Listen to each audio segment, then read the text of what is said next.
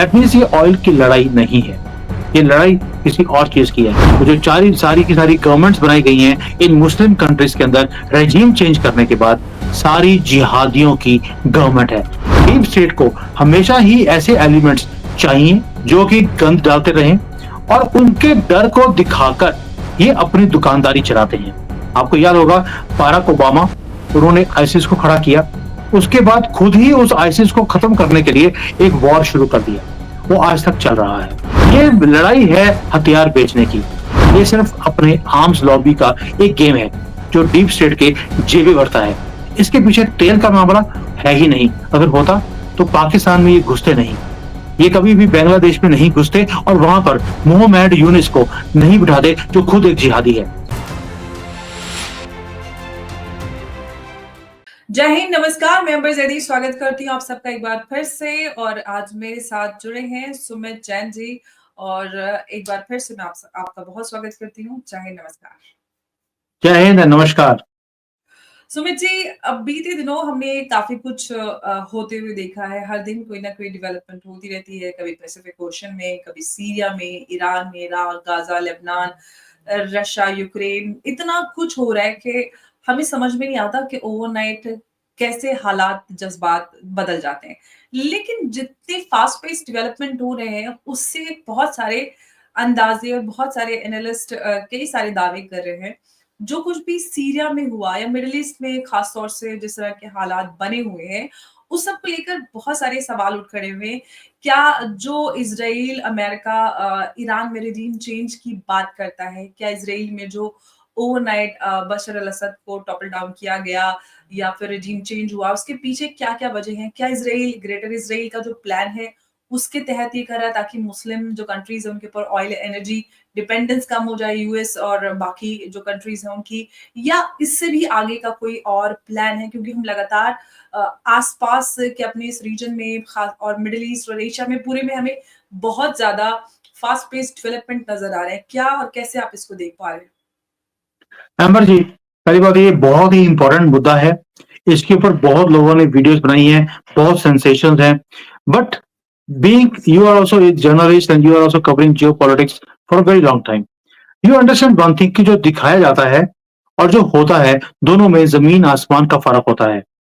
अगर आप गौर से देखेंगी तो पिछले जो 3 साल हैं उसमें 5 रेजिम चेंज हो चुके हैं। पाकिस्तान में हुआ, अफगानिस्तान में हुआ, श्रीलंका में हुआ, बांग्लादेश में हुआ और अभी सीरिया में हो गया है।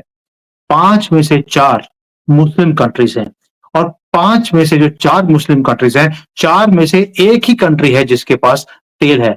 ना पाकिस्तान के पास है, ना श्रीलंका, ना बांग्लादेश, ना Afghanistan. Only Syria has oil. That means ये ऑयल की लड़ाई नहीं है, ये लड़ाई किसी और चीज की है। बड़े एनालिस्ट हैं जो बात कर रहे हैं कि ये तेल को अपने कंट्रोल में करना चाहते हैं, ग्रेटर इजराइल बनाना चाहते हैं। ऐसा कुछ भी नहीं है। It is just one thing, ये जहां जा रहे हैं, वो जो सारी की सारी गवर्नमेंट्स बनाई गई हैं इन मुस्लिम कंट्रीज के अंदर रेजिम चेंज करने के बाद, सारी जिहादियों की गवर्नमेंट है। यानी कि जो रेडिकलाइज्ड इस्लामिस्ट मूवमेंट है, ब्रदरहुड जिसको बोला जाता है, उसे एक्सपेंड किया जा रहा है आहिस्ता आहिस्ता एक एक कंट्री में जा जाकर। और इसका रीजन क्या है? रीजन है डीप स्टेट। डीप स्टेट को हमेशा ही ऐसे एलिमेंट्स चाहिए जो कि गंद डालते रहें और उनके डर को दिखाकर ये अपनी दुकानदारी चलाते हैं। आपको याद होगा बाराक ओबामा, उन्होंने आईसिस को खड़ा किया, उसके बाद खुद ही उस आईसिस को खत्म करने के लिए एक वॉर शुरू कर दिया, वो आज तक चल रहा है। ट्रंप आए, उन्होंने खत्म किया उसको। अभी सीरिया है, सीरिया में जिहादियों की गवर्नमेंट बैठा दी है, वहां पर भी कोई ना कोई फॉल्स अटैक किया जाएगा, फिर बोलेंगे देखिए यहां पर भी एक टेररिस्ट ऑर्गेनाइजेशन खड़ी हो गई है। अब इसको खत्म करने के लिए 5-6 कंट्री लड़ेगी, अपने हथियार बेचेंगी। ये लड़ाई है हथियार बेचने की। रेडिकलाइज्ड जो लोग हैं, इनको तो बढ़ावा देकर वहां पर सत्ता में बिठाया जाता है, उसके बाद उसको खत्म करने की एक मुहिम शुरू होगी। ये सिर्फ अपने आर्म्स लॉबी का एक गेम है जो डीप स्टेट के जेबी भरता है। इसके पीछे तेल का मामला है ही नहीं, अगर होता तो पाकिस्तान में ये घुसते नहीं, ये कभी भी बांग्लादेश में नहीं घुसते और वहां पर मोहम्मद यूनिस को नहीं बिठाते जो खुद एक जिहादी है।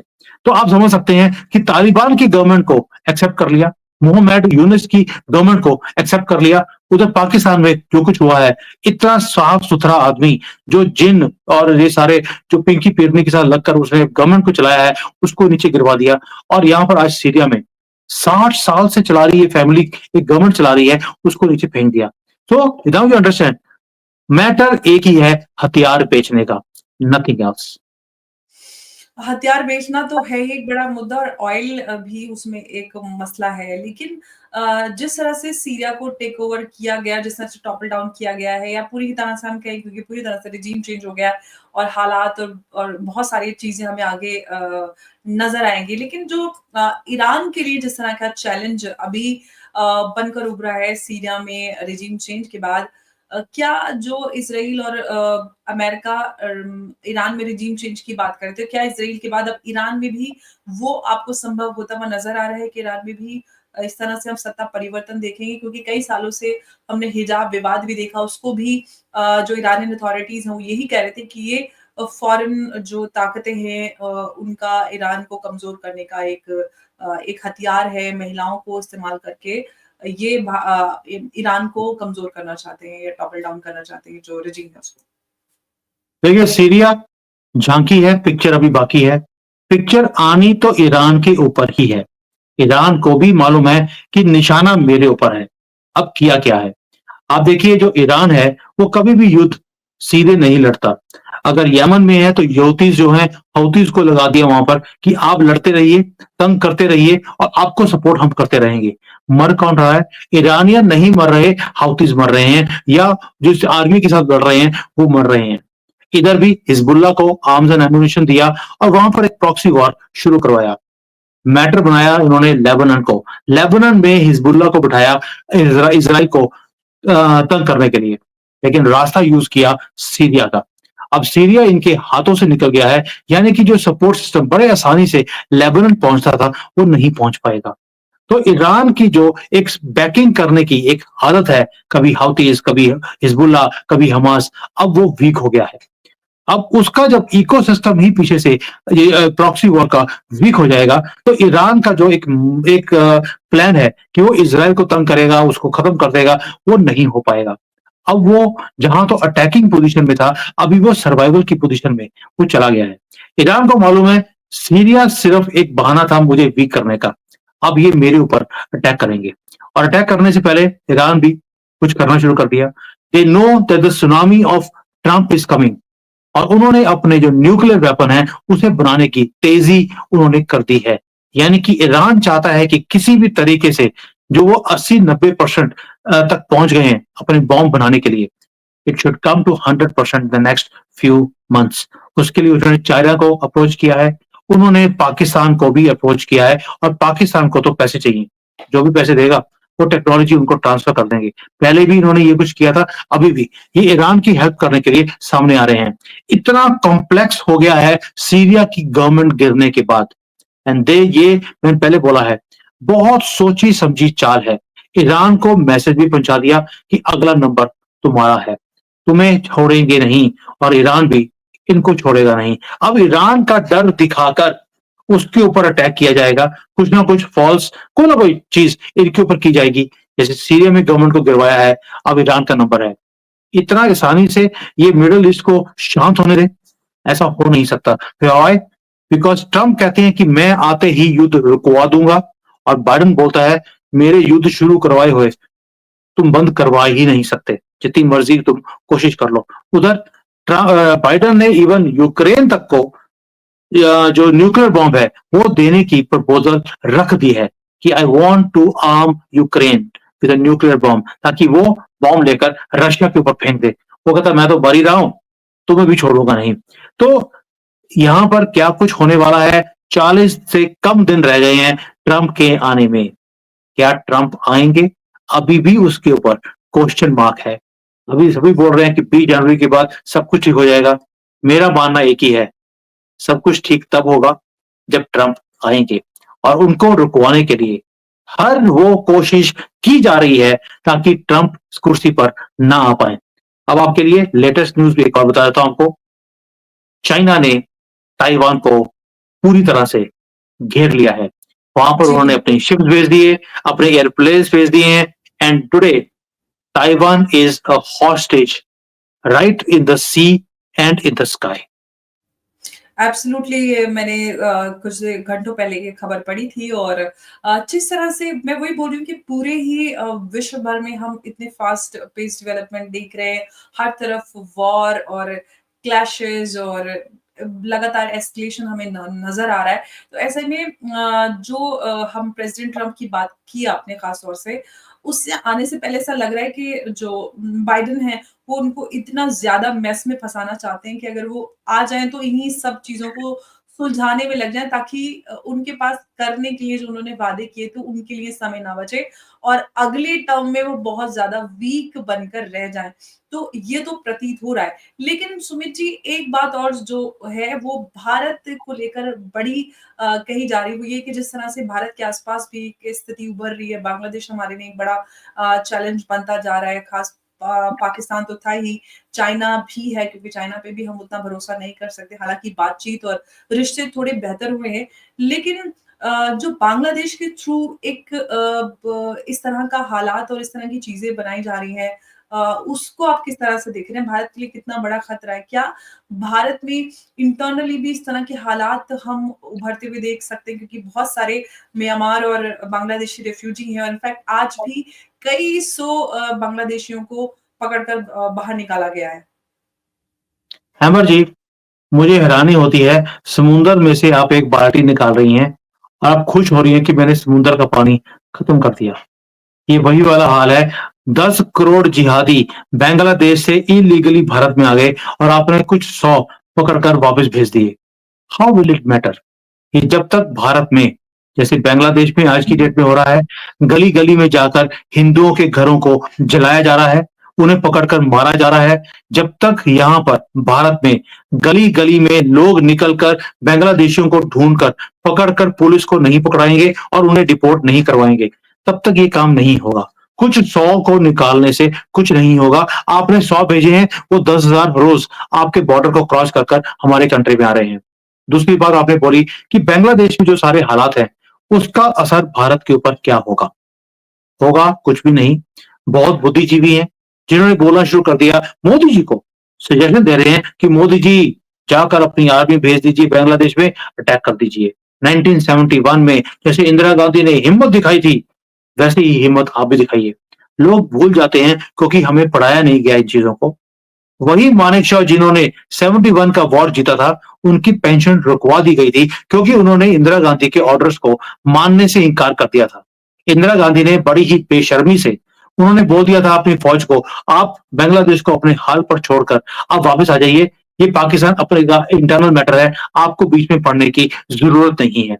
लेकिन मानेक शॉ जी ने बात नहीं मानी और उन्होंने बांग्लादेश बनवा दिया, सरेंडर करवाया, पैंटे उतरवाकर सलूट लगवाए पाकिस्तान की आर्मी को और उसी मानेक शॉ की पेंशन तक रुकवा दी मरने दम तक। तो पहली बात तो ये है कि बांग्लादेश के अंदर जो लोग ये बोल रहे हैं कि हमें अपनी आर्मी भेजनी चाहिए, आज तक जिस जिस कंट्री ने दूसरे कंट्री में अपनी आर्मी भेजी, मुंह की खाई है। भारत ने श्रीलंका में भेजी, हमने मुंह की खाई। अमेरिका वियतनाम में किया, अफगानिस्तान में किया, वहां से दुम दबाकर वो वहां से निकले। रशिया गया वहां पे यूक्रेन में, अभी तक लड़ रहा है। रशिया गया अफगानिस्तान में, वहां पर मुंह की खाई, इतनी मुंह की खाई कि यूएसएसआर से वो रशिया रह गया और उसके टुकड़े हो गए 12-13। तो ये युद्ध जो है दूसरे कंट्री में जाकर करना इतना आसान नहीं होता है। जो ये सजेशन देते हैं, प्लीज भगवान का वास्ता आप ये सजेशन अपने पास रखिए कि बांग्लादेश में जाकर वहां पर हिंदुओं को बचाने के लिए आप बांग्लादेश के ऊपर चढ़ाई कर दीजिए। बेटर ये है कि जो ये सारी मार्च हो रही है भारत में कि बांग्लादेशी हिंदूज के साथ हम खड़े हैं, उससे बेटर ये है कि आप भारत के अंदर ही गली-गली में जहां पर भी आपको बांग्लादेशी दिखते हैं, उन्हें पकड़कर पुलिस को पकड़वाइए और उन्हें डिपोर्ट करवाइए। ये हमारा धर्म भी है, ये हमारा फर्ज भी है अपने देश के लिए। वरना भारत जो बांग्लादेश में हो रहा है, उसका असर भारत के ऊपर नहीं होगा। वो उनका इंटरनल मैटर है, वो अपने लोगों के साथ क्या कर रहे हैं। आप जिस दिन एक्शन लेना शुरू कर देंगे, उस दिन बांग्लादेश भी आपके लिए उतना ही इर्रेलेवेंट हो जाएगा, जितना पाकिस्तान आज की डेट में हो चुका है। एब्सोल्युटली। और जिस तरह से भारत के आसपास एक होस्टाइल नेबरहुड को हमने डेवलप होते देखा है पिछले कुछ सालों में, और एक सरप्राइजिंग फैक्टर रहा उसमें बांग्लादेश, क्योंकि बांग्लादेश के साथ हमारे काफ़ी अच्छे रिश्ते रहे जब तक शेख हसीना वहाँ पर थी। हालाँकि ऑफ़िशियली शेख हसीना आज भी वहाँ की प्रधानमंत्री हैं, लेकिन यूनुस फ़िलहाल एक टेम्परेरी तौर पर वहाँ के प्रधानमंत्री हैं। लेकिन सवाल मैं जो बोलना चाह रही थी सुमित जी, वो ये कि क्या बांग्लादेश को भारत के अगेंस्ट इस्तेमाल किया जा रहा है ताकि भारत की तरक्की को रोका जा सके, भारत को जंग में झोंका जा सके, भारत के अंदर एक इंटरनल इंस्टेबिलिटी क्रिएट करके भारत को एंगेज किया जाए ताकि भारत की इकोनॉमी डाउन हो जाए? अमर जी, दो टारगेट हैं। टारगेट हमेशा ही भारत था, बांग्लादेश तो मोहरा है। बट किया क्या गया है? हमें डराया जा रहा है कि वहां के जिहादी आपके ऊपर चढ़ाई कर देंगे, वो यहाँ पर वही काम करेंगे जो उन्होंने अपनी कंट्री में किया है। ये एक ऐसा डर का माहौल हमारे कंट्री में बनाया जा रहा है ताकि हम डीप स्टेट का जो प्लान है कि भारत किसी भी तरीके से कुछ मिस एडवेंचर बांग्लादेश में करने की कोशिश करे और फिर हमें एक एग्रेसर की तरह दिखाया जाए पूरी दुनिया में। मोदी जी ऐसी गेम में कभी फंसने वाले नहीं हैं। आपको याद होगा जब 15 अगस्त 2021 या 22 को जब तालिबान की गवर्नमेंट बनी थी, यही डर हमें दिखाया गया था। पाकिस्तान के फैजल हम जो थे, उनके आईएसआई के चीफ, वो गए थे वहां पे कॉफी पीते हुए या चाय पीते हुए, पता नहीं क्या पी रहे थे वो। तो वो वहां पर पी रहे थे और उसकी फोटोज उन्होंने वायरल भी करवाई थी। मुझे लगता है थूक पेशाब वाली वो चाय पी रहे होंगे। तो वो जो पीने गए थे वहां पर, उसके बाद उनका ही मुंह निकालना बंद हो गया। उनको जेल हो गई है। अब तो उनको इंडेक्ट भी कर दिया है कि he has been a traitor. तो तब भी इन्होंने हमें एक डर दिखाने की कोशिश करी थी। तालिबान की गवर्नमेंट आ गई है, अब तो कश्मीर गया, अब तो भारत भी गया। क्या हुआ? हमने उन्हें उसी जिहादियों को अपने साथ मिला लिया है। आज वो पाकिस्तान के अगेंस्ट है और भारत की तारीफें करते हुए दिखाई देते हैं। यहां पर भी हमने वो डीप स्टेट का जो प्लान था कि हम कुछ मिस एडवेंचर कर दें अफगानिस्तान के साथ, हमने नहीं किया। अभी वही डर बांग्लादेश को लेकर हमें दिखाया जा रहा है। हम शांत हैं। हमने कोई भी स्टेटमेंट तक देनी इंपॉर्टेंट नहीं समझा कि this is a internal matter of Bangladesh. हमें इसके अंदर इंटरवीन करने की जरूरत नहीं है। अब इसका रीजन क्या है? अब आप बोलेंगे कि दैट मीन्स भारत में जो गवर्नमेंट है उन्हें, जो बांग्लादेश में हिंदूज हैं, उनका कोई दर्द नहीं है। आंसर इज दर्द है, दिखा नहीं सकते, क्योंकि कल को इसी वीडियोस को, इसी सारी चीजों को जो बांग्लादेश में हो रही हैं, जब यहां पर इलीगल मुसलमानों के साथ ये काम किया जाएगा और यही वीडियोस हम उनको तब दिखाएंगे कि तुमने ये किया, आज हम इनके साथ ये कर रहे हैं। Nobody will be able to speak, neither the लिब्रांडोस जो छुपकर बैठे हैं, पाकिस्तानी होते हुए हिंदुओं के नाम रखकर जो न्यूजीलैंड में बैठे हैं, कुछ जर्मनी में बैठे हैं, कुछ अमेरिका में चले गए। इन लोगों को बोलने का हम मौका नहीं देंगे। इन लिब्रांडों को, जो नाम होता है कुछ और, रखते हैं कुछ और, दिल में कुछ और होता है, बोलते हैं कुछ और दिखाते हैं कुछ और बाद में बोलते हैं really do you think this is like this. तो ऐसे जो लोग हैं बोलने वाले, इनको मुंह तोड़ जवाब तब दिया जाएगा जब उसी भाषा में जो इनलीगल बांग्लादेशी हैं, रोहिंग्यास हैं, जो इनको सपोर्ट करते हैं, जब उनके साथ वही काम किया जाएगा। और यही वीडियोस जो आज बांग्लादेश में हो रही हैं, उन्हीं के मुंह पे दिखाई जाएंगी, this is what you did and this is what we are doing. ये जो चुप्पी है मोदी जी की, ये बहुत लंबी तक गेम का, एक जो खिलाड़ी होता है, शतरंज का खिलाड़ी, वो ऐसे ही खेलता है। वो देखता है कि दूसरे वाला मूव क्या चल रहा है, उसके बाद सोच समझ कर, टाइम लगाकर वो अपनी मूव को चलता है। तो इसलिए Bangladesh will never be a problem for us. ये सिर्फ हमें डराने के लिए एक मोहरे को यूज किया जा रहा है। मोदी जी इन चीजों में फंसने वाले नहीं है। He is going to use this as a opportunity, वैसे ही जैसे तालिबान में हमने यूज किया है। बिल्कुल। और हमने देखा कि अभी बीते दिनों हमारे foreign secretary Vikram Misri Bangladesh visit पर थे और वहाँ पर बातचीत भी हुई। तो आने वाले समय में ये पता चलेगा कि बांग्लादेश और भारत के जो रिश्ते हैं वो कहाँ पहुँचेंगे, किस हद तक जा सकते हैं, खराब हो सकते हैं। लेकिन जिस तरह की स्थिति डेवलप हो रही है, पाकिस्तान की अगर तरफ से देखा जाए तो जिस तरह के हालात डेवलप हो रहे हैं उसको आप किस तरह से देखते थे? क्या पाकिस्तान को भी भारत के अगेंस्ट यूज़ किया जा सकता है आने वाले समय में? Ambar ji, you are really a world class journalist. आपने बिल्कुल डीप स्टेट का जो पूरा प्लान है, उसे पकड़ लिया। वो कैसे? डीप स्टेट का एक तरीका होता है काम करने का। वो दिखाता कुछ और है, लेकिन निशाना कहीं और होता है। आपको उन्होंने उलझा दिया है बांग्लादेश की सिचुएशन को क्रिएट कर कर, और आप कभी चाइना की तरफ देख रहे हैं, कभी आप बांग्लादेश की तरफ देख रहे हैं, नज़र पाकिस्तान के ऊपर नहीं है। और वहीं पर उसे उकसाया जा रहा है कि आप भारत के साथ युद्ध कीजिए 20 जनवरी से पहले। अफसर मुनीर को बिल्कुल उन्होंने पतली गली में खड़ा कर दिया। उसे इतना तंग किया हुआ है कि you have to go for a war with India. उन्होंने पहले चाइना को प्रेशराइज किया था। चाइना तो 3-4 साल वेट करने के बाद पीछे चला गया। फिर उन्होंने बांग्लादेश को खड़ा किया, but they have realised one thing कि बांग्लादेश को डराने के लिए यूज कर सकते हैं, भारत को उलझाने के लिए यूज कर सकते हैं, लेकिन युद्ध नहीं कर सकते। उनके पास है ही कुछ नहीं।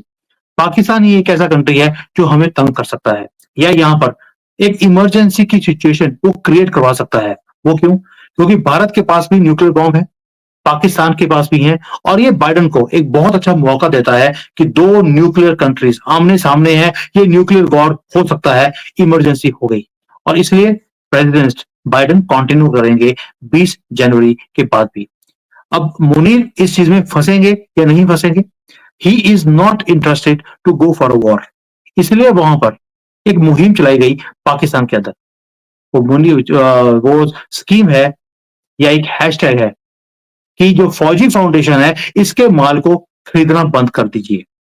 वहां पर एंटी फौजी फाउंडेशन के ऊपर काम चल रहा है, and people are not buying products from the Fauji Foundation. अब उससे होगा क्या? जो रीढ़ की हड्डी है इकोनॉमी, यानी कि पैसे के बिना तो पाकिस्तान के अंदर जो फौजी है वो सलूट भी मारता नहीं है अपने बॉस को।